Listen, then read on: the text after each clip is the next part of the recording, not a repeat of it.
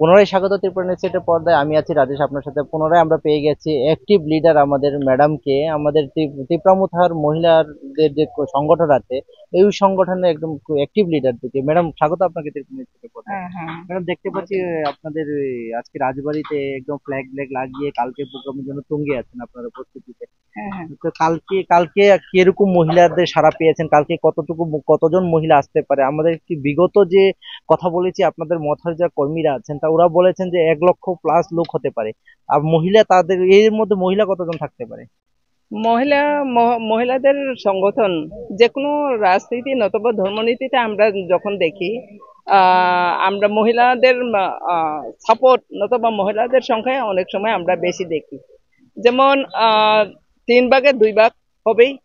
আগামীকালকে আমরা জানি মহিলাদের মহিলাদের স্ট্রেংথেনিং বা সাপোর্টিং থাকবে 3 ভাগের 2 ভাগ থাকবে, এটা তো নিশ্চিত। না, পুনরাতে আমরা দেখতে পেয়েছি মহিলা শক্তির উপর মহারাজ প্রদীপ কিশোর দেববর্মা অনেক জোর দিয়েছেন, অনেক টিকিটও দিয়েছেন আপনাদের মহিলার যে সংগঠন আছে হ্যাঁ, হ্যাঁ। অনেক জবাইকে। হ্যাঁ, জিততে পারেনি কিছু সিটে, ওটা হলো আলাদা বিষয়। তো এইবার কিরকম দেখছেন সামনে এডিসি ইলেকশন?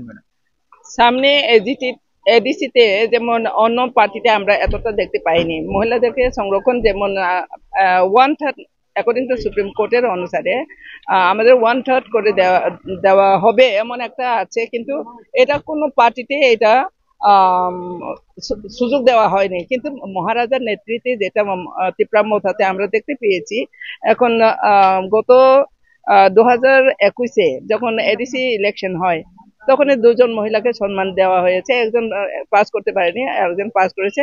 বর্তমানে ইএম ইএম আপনি ইএম ডলিরিয়াং এর কথা হ্যাঁ, বলছেন? হ্যাঁ, ইএম দলের কথা বলছি। উনি খুবই ভালো। ওনার কাজকর্ম যখন আমরা দেখি আমরা খুবই প্রাউড হই, যখন মহিলা হই আমরা খুব প্রাউড হই। দৌড়ে দৌড়ে কাজ করেন আমাদের ত্রিপ্রাসাদের জন্য, বিশেষ করে মহিলাদের জন্য পাশে দাঁড়ায়। কোনো কিছু অসুবিধা হলে পরে উনি দৌড়িয়ে যান, সারা রাত্র খেতে থাকেন। তো ওইটাতে আমরা বুঝতে পেরেছি মহারাজা আমাদের মহিলাদেরকে যথেষ্ট সম্মান দেন। আশা করি সামনে সামনে ইলেকশনে 2026-এর ইলেকশনে আমরা মহিলাদেরকে নিশ্চয়ই একটু নাম্বার বাড়িয়ে দেবে, এটা আমাদের আশা। মহারাজার প্রতি আমরা বিশ্বাস আছে। কালকের প্রোগ্রামে কতটুকু লোক আসতে পারে ম্যাডাম, কি মনে হয় আপনার? মোর দেন লেক্স। মোর দেন লাখ হবে? হ্যাঁ, হ্যাঁ, হবে। মোর দেন লেক্স হবে, কারণ গ্রামগঞ্জে যখন আমাকে যখন ফোন করেন অথবা আমরাও গ্রামগঞ্জে যাই, যখন ফিল্ডে নামি ওনারা বলে কি ডেটটা কবে, টাইমটা কখন আসতে হবে, এইটার অপেক্ষায় আছেন লোকেরা। তো যতই বলুক না কেন, বিরোধীরা যতই বলুক না কেন, বলে এডিসিতে আবার অন্য পার্টি আসবে, কোনো না কোনো পার্টি আসবে, কোনো না কোনো ক্যাপচার করবে, ত্রিপুরা ছাড়া নেই, এইটা বললে হবে না। কারণ আজকালকার দিনে আমরা যথেষ্ট জানি যে আমাদের মোবাইলে যে বর্তমানে আপডেট দেওয়া হচ্ছে এটা তো সবের হাতে হাতে আছে। সবের হাতেই ওনারা ভালো, মানে ভালো রিডিং করতে পারতেছে বলে আমাদের বর্তমানে রাজনীতির কোন পর্যায়ে আছে। তো আমাদের জনজাতিরা এতটা আজকে থেকে 1980 এর পূর্বের তখনের ত্রিপ্রাসা নয়। যার কারণে আমি বলতে চাই যে আমরা যথেষ্ট সচেতন।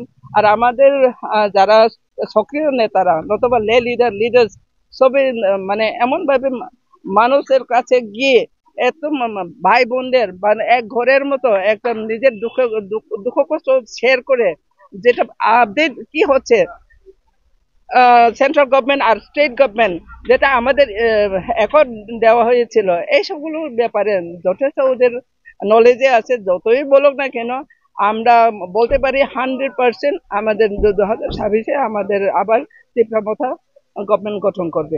অসংখ্য অসংখ্য ধন্যবাদ ম্যাডাম। Thank you. শুনতে পেলে ম্যাডাম কি বলেছে, পরবর্তী আপনাদের সামনে তুলে ধরবো একে একে করে। চোখ রাখুন, নিশ্চিত